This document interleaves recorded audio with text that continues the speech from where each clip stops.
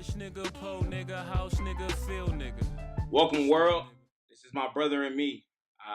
As you see, my brother isn't here today, but we do have a special guest. But I am your boy, Elijah Robertson, the sports nerd. And today we have James Michael Johnson, one of my dear friends from high school all the way to college. He did play in the pros, but tell him about yourself, James. So my name is James Michael Johnson. I'm a retired NFL player, 4 years. Played inside linebacker, recently retired. I'm gonna hop on the podcast with my boy. I appreciate it, bro. So today's topic, man, we're going to stick to how we was before. Hot topics, man. Strictly quick topics. Anybody has an issue with it, that's what we're going to go with, man. A lot of the fans love it. It's a quick little thing for us. We're going to keep it going. So our first topic of the day, we are going to talk about the Jay Cutler signing with going to Miami for 1 year for $10 million. James, I'm gonna put the ball in your court. How do you feel that would be a good fit for him and Adam Gates' offense, as well as how do you feel that in relation to? Do you think there was any better quarterbacks out there that would have fit his offense a lot better than him going to that team than picking him? Well, I mean, from personal knowledge, I played for the Dolphins for a year, so I know Gase pretty good. But I think the signing of Cutler it was all based off the system because Gase used to be in Chicago, so Cutler's best year was under Gase. So the fact that he signed him as a backup when Tannehill tore his ACL, I think I'm pretty sure he tore his ACL. So Matt Moore is a starter, so now Cutler's the backup. So I think the reason he signed him was just because I need somebody that knows my system. But in actuality, I think the best quarterback would be Kaep. Like the best person you want to win. If you're really trying to win, you wouldn't pick a guy that retired that's about to do Broadcasting. Broadcasting. Like if you really want to win, but if you want to just get a guy that's in there, that knows your system, that okay, you paying him $10 million for 1 year, like With incentives too. I mean, that's a lot. That's a lot of money. It's wild. And I mean, if you can, I don't know, if you compare them to, it's like, I don't know. I've never really liked Jay Cutler personally from playing against him before. I never thought he was that talented. I think he's overrated. I think a bunch of things, but I mean, keep it good. I got it. Gonna keep it good. Yeah. So this is my issue, man. Again, I feel like for the system, just like how I feel, and I've said it on our podcast before, I think Jay Cutler would be, as long as the offense isn't on his shoulders. If he has a good support staff, which he does at Miami with Jay Adati, down there in Miami, the ball doesn't have to be on his shoulder. He doesn't have to sling that thing 50 times or 40 times. You know what I mean? He could be able to be in between 20 to 25 times, and he can be able to hold the offense. Like we said, the best year that he had under his best year in the league is with Adam Gates. So I understand the reasoning. Again, I feel like Jay Cutler would be a better fit in Denver as well. I mean, again, that's a different story as well. But picking the right quarterback, I mean, the right quarterback is a winning quarterback, and that's Kaep. Kaep would be the burst. I mean, his mentality of the quarterbacks that are there in free agency. I'm sorry, man. Jay Cutler hasn't been to a Super Bowl. I mean, Jay Cutler hasn't been to 2 divisional titles. Like, come on now, man. I just feel like if you were looking for a winner, somebody that was going to help you, where you weren't necessarily, I would say, missing a step. With Tannehill leaving, you would have Kaep to be able to fill that role. I just feel like right now, man, the NFL is kind of showing their hands, letting kind of players know, hey, y'all need to stay in your lane. When you do step out of your lane, this is what's gonna happen. I feel like it's not right. My next question to you, James, how do you feel about the situation, like with this whole Kaep situation? Do you feel like he's being blackballed? Do you feel like there should be he should be signed by now? Because right now, I mean, I'll say how I feel in regards to there's plenty of teams that need him. I mean, you go to Denver, you have Indianapolis with Luck, his back being hurt. You have Miami, you have the Jets. You have plenty of teams that need a quarterback to be able to win, but you're not going to go with them. It's still a little shaky for me. But James, I mean, how do you feel about it? How do you think this situation is going to kind of be with the situation? I mean, in my mind, he is being blackballed because if you just think, okay, take away the kneeling, take away that. He had a pretty bad year. Wasn't his best year. Put it like that. It wasn't a bad year. It was not his best year. But also the team sucked. So if you take away his taking that knee, like there's no way he wouldn't be signed. Like there's no way in hell he's not. You know what I'm saying? Ryan Fitzpatrick signed somewhere. Come on There's now. no way. There's no way. You got guys that are bums that that are playing in the NFL. You know, and like Richard Sherman said it the best. Like those dudes aren't more talented than Cap.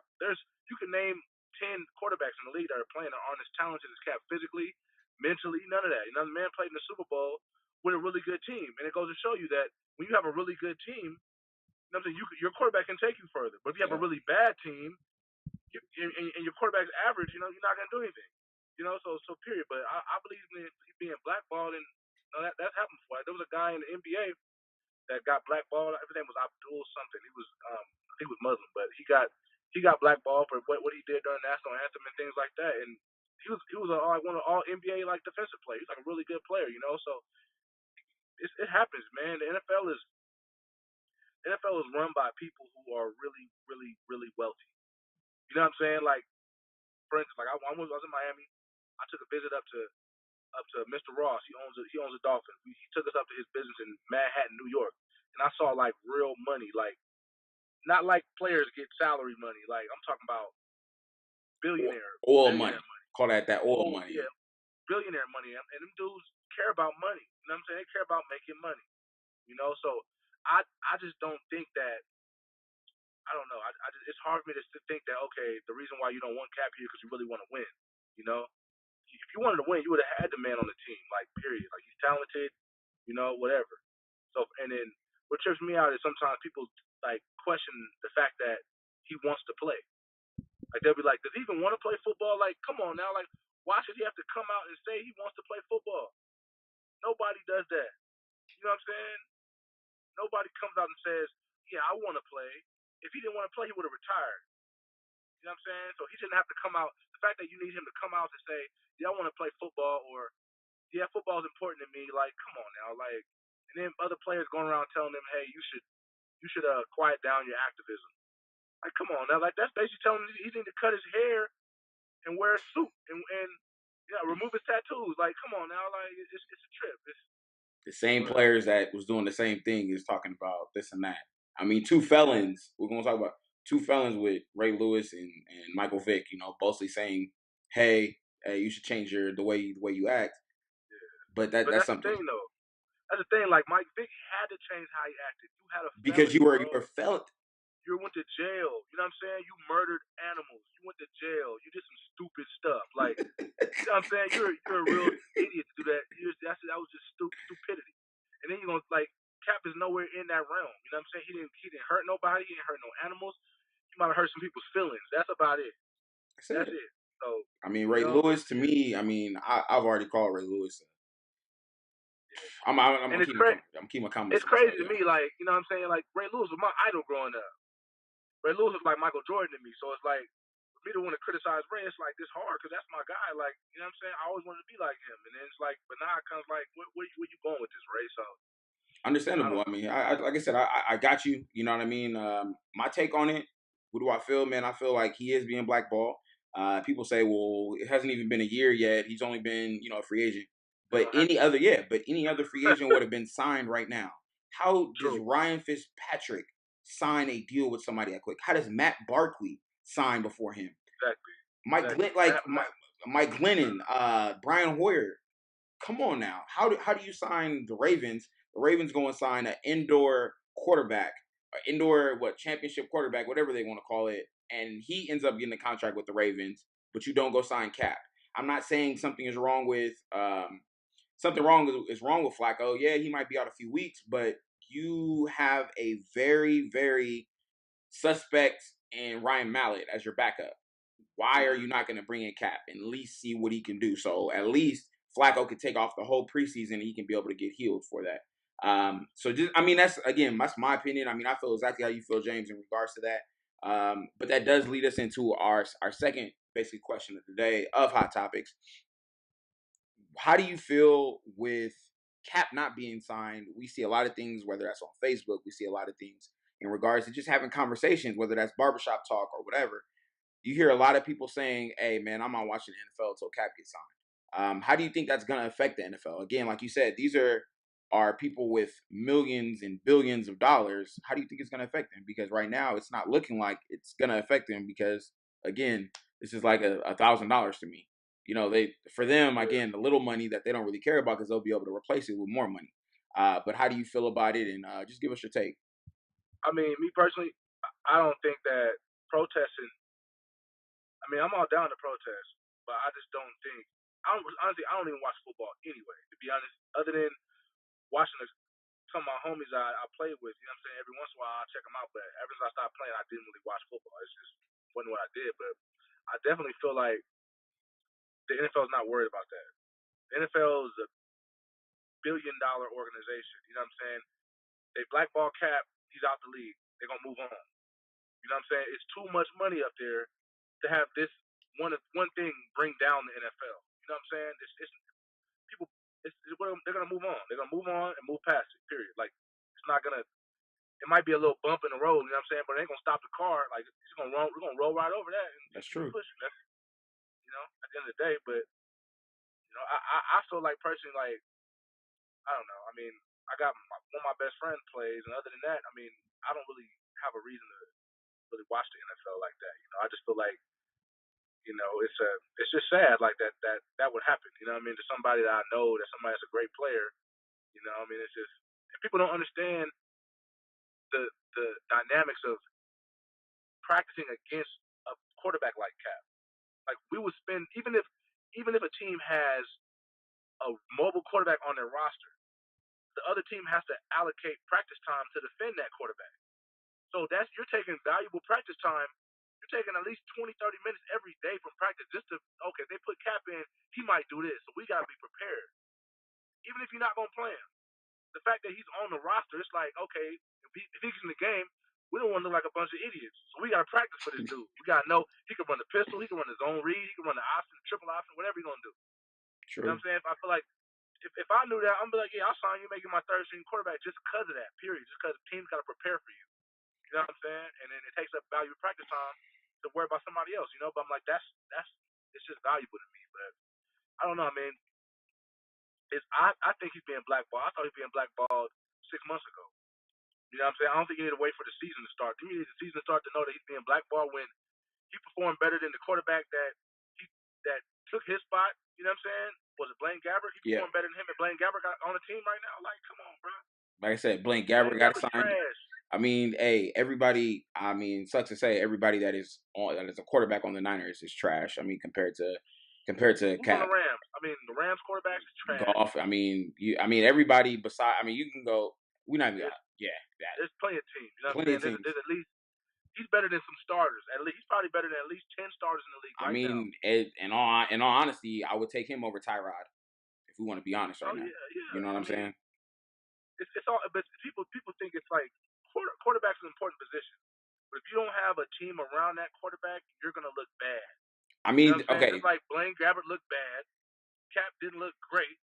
But he was bad. It wasn't the same team when they went to the Super Bowl. I mean, you look at his stats. I mean, his stats, even though he didn't play that well, he still had 16 TDs with 4 interceptions. Come on, man. That ratio alone should at least get you a backup role. If you weren't going to be a starter, should at least got you a backup role. Like, he had a decent year. You know what I'm saying? Yeah. He had a decent year. Like, don't even get me wrong. Like, I always use the example of Mark Sanchez. When Mark Sanchez first came in the league and he had a great team around him, look at it with Thomas Jones. You had the great defense with Bart Scott, all of them, and they were just balling with LaDainian Tomlinson back there. Mark Sanchez was looking like a great quarterback.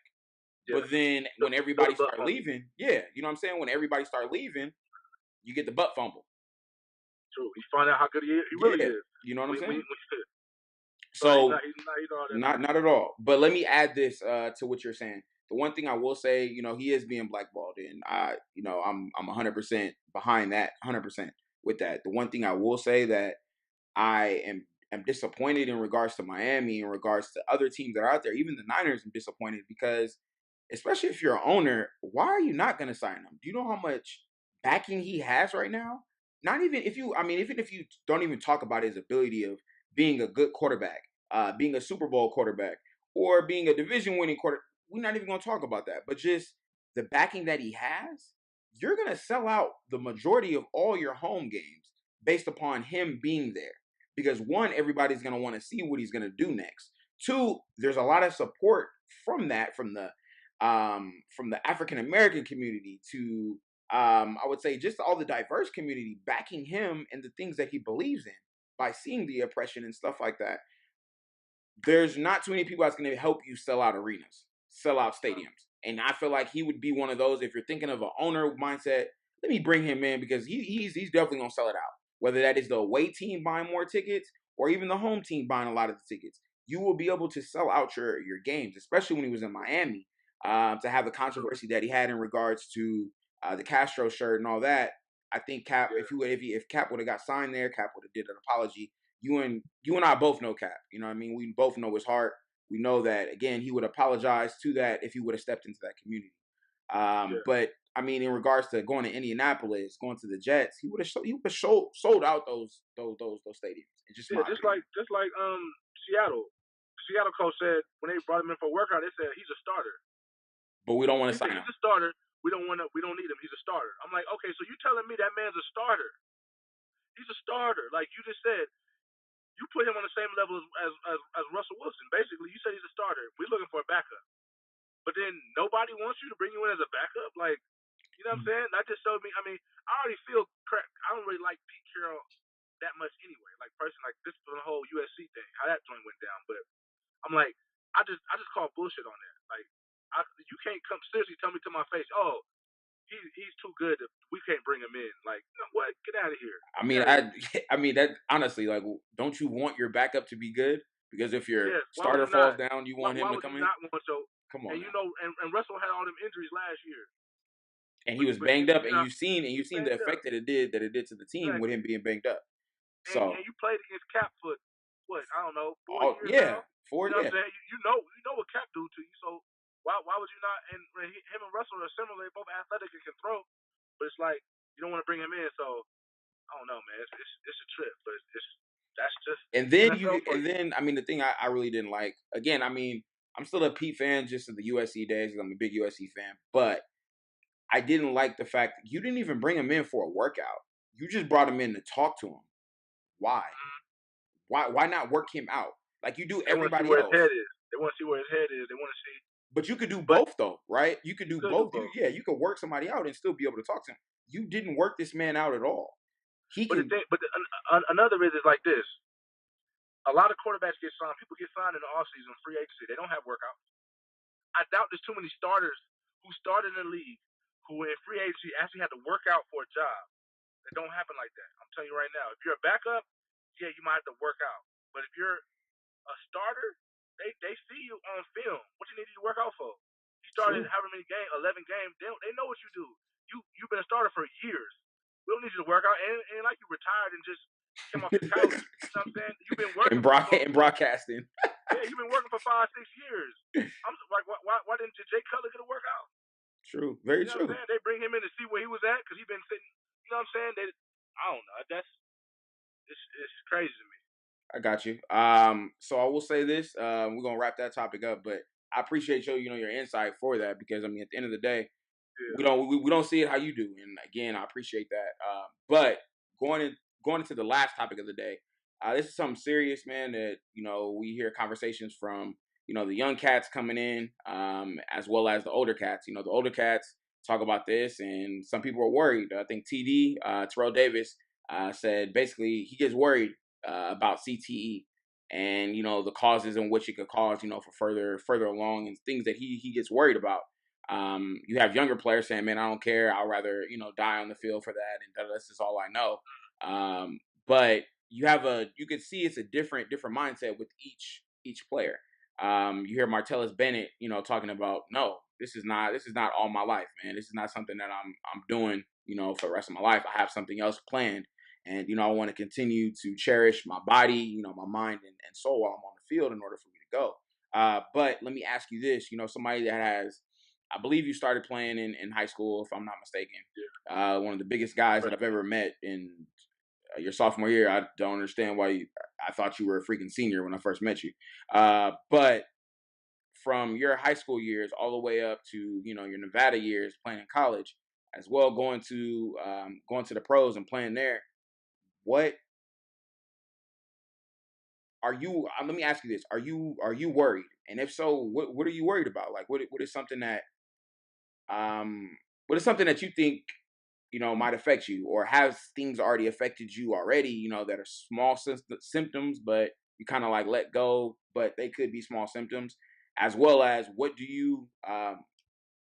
you tell somebody, that's trying to get into football? Again, we've had this conversation before, and I've read, a couple of your posts, in regards to about football and how you were saying, you wouldn't let your son play and stuff like that. But what would be your advice, for other individuals that are out there?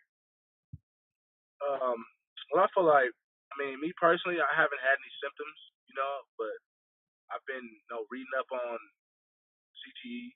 I've been reading Doctor, I think his name is Benson Amalu. He has a couple books on concussions and stuff like that. And I'm worried. It's the fact that they said a lot of it comes out later in life, you know. And for the position I played, I was a middle linebacker. You know what I'm saying? So I had to hit. You know what I'm saying? I had to come from 5 yards out and run into somebody else 300 pounds and with no regard for my post brain life. You know what I'm saying? I couldn't think about that, but it's just, I mean, a lot of this stuff's scary because I mean, you never know how it's gonna affect you because it might affect people differently. Like I might be fine, who knows? Or I might want to, take my life 5 years from now. So that's the part that's scary. It's like you don't know how it's gonna affect you. You don't know. Some people might be different. Some people are different than others. And with the stuff that's coming out now with these studies and stuff, I've noticed when I looked at the numbers that high school players don't really get it. Supposedly, the One numbers in it said is from Bleacher Report, if I'm not mistaken, it was 1 in 14. yeah, yeah, High school players have it. high school. And I noticed. I feel like because I know when I was in high school, I never got a headache, never got a concussion. I know of. I know right when I got to college, when I was playing with grown men and we were doing drills. I used to get headaches. I'm talking about freshman year in Nevada. I would get bad headaches. I'd be like, man, my head's hurting. I thought it was because of the heat. They were like, my head would hurt every time I would hit. Bam, my head would hurt. And they would just tell me, hey, take this, whatever it is, like this, whatever, the little pills, the Tylenol, stuff Yeah. like that. And I would take it, and my headache would go away. But I didn't realize that I'm probably, now that I think about that, them headaches weren't because of the heat. They probably because I was busting heads every day. You know what I'm saying? And then I had a 4-year NFL career. That's 5 years in college. You know what I'm saying? So it's like, it's just, you never know what's going to happen, And so all I can do now is just, hope that, I'm good and eat foods that can help my brain not deteriorate at a rate of everybody else's. You know what I'm saying? I've been reading up on stuff like that, different ways to take care of your brain, keep your brain sharp, do brain exercises with books and Crossword puzzles and stuff like that. all Yeah. that stuff. That stuff can help out in the long run. You know what I'm saying? Because like it's gonna happen. You know what I'm saying? I'm pretty sure that I'm gonna have some kind of effects to it. Right now I don't notice anything with my brain or anything. I never had a great memory, so I mean it's not like but I kind of joke with my wife about it. I'm like, if I forget something, I'm like, hey, I probably took too many hits to the head, but I don't know. It's like you never know. But once if they ever develop a science where they can see CTE active in active players, that's gonna be hard for the NFL to try to brush that under the rug. Because I think honestly, with the CTE thing going on, I think they do a lot of brushing up. You know what I'm saying? And like you just said, they brush it up under the rug a lot. You don't, Yeah. you know what I mean? Like, The I don't NFL think, trying to yeah, hide stuff. I don't think the players know exactly like the severity of it. Like some players, like, man, I'm playing for my family. But at the end of the day, are you going to play for your family and lose out on years to be able to spend with your family because you are Exactly. at the point in your life where they need to take care of you 24/7 because you having suicidal thoughts or because you're having flashbacks to the point where you can't sleep It's and violent. you know what I mean? You're getting violent with your spouse, X, Y, and Z. I would think this will be able to, kind of affects you because if you have a child or you have again, I have a son or whatever, would you want your son or daughter to see what you're doing? Nah, man. I don't think that's right. I don't think that's something that you want as well. But The hard. go ahead. You good. You good. I'm saying the hard part with me is like I love football so much.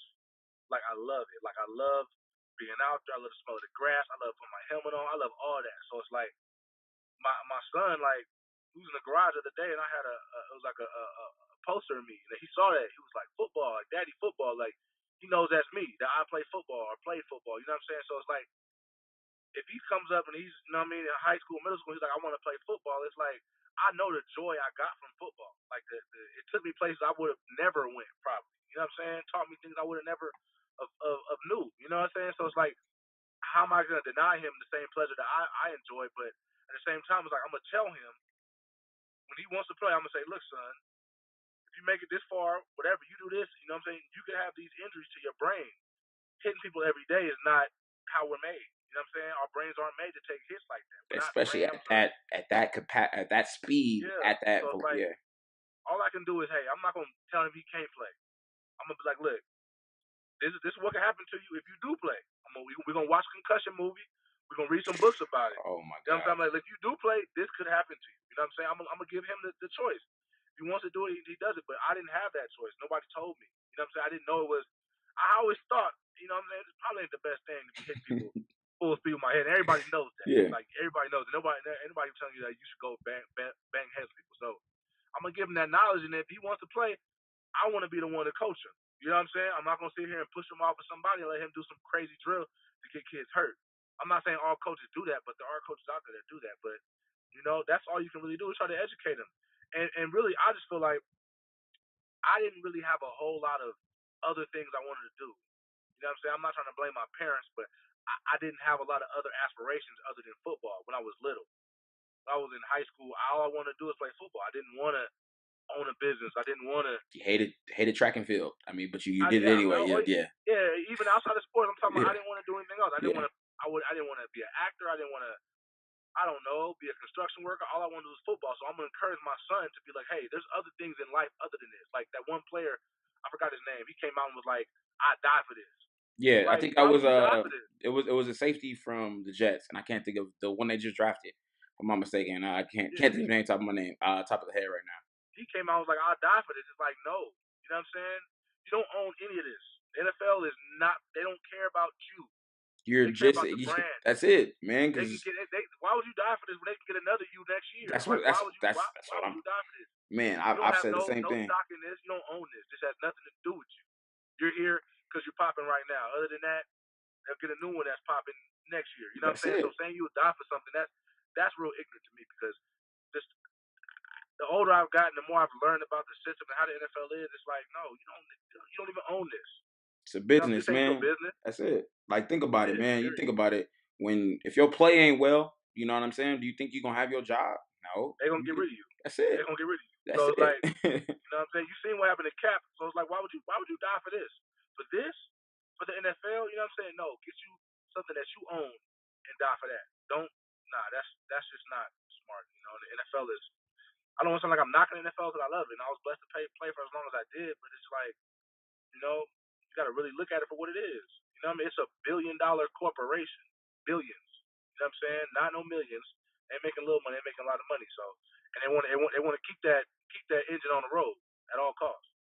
I mean, you see, like I said, man, the owners run this, and you know, that's something that definitely we could tell just by with the cap situation as well as just with everything that goes on. You know what I mean? The owners, there's no black owner. Not no even black owners. The league 80% black. Come on, like now, like 70% black. And most of and if you think about it, again, I don't want to be. I'm not trying to be racist here, but how many of those owners were raised in the 50s and 60s? Oh yeah. What was going on during that time against us? Mm-hmm. You know what I'm saying? So again, I'm just putting the puzzle pieces together and just kind of going along with that flow. But that's just something that definitely is there. But man, we're gonna wrap this up. But I definitely wanted to just let you know, man, I appreciate you coming on. I know we were trying to get on. A couple weeks ago, but it just didn't work out. But I'm glad that you were able to talk about CTE, man. That's something that I know we probably will have another discussion in regards to this. We might bring on, again, might be me, you, and V at the same time, and we might be able to talk about this. But I definitely want to make sure that you are a special guest, man. A lot of the time, especially with football season coming on, man, I definitely want to get your perspective on a few things, especially off the field issues, man, that you can be able to let us know from the locker room standpoint, you know what I mean, of things. If we're over exaggerating and we may be seeing a smoke screen, but you know what I mean, you might know the truth in regards to, man, that's not what's going on. But again, man, we definitely will keep reaching out to you.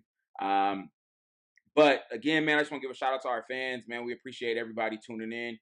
Please subscribe to our podcast, man. Go to our YouTube channel. It'll be at the bottom in the link. As well, man. Again, thank you again, James, for coming on. Shout out to everybody tuning in today. We appreciate everybody. And we're going to end it with this, man. B, we'll see you next week.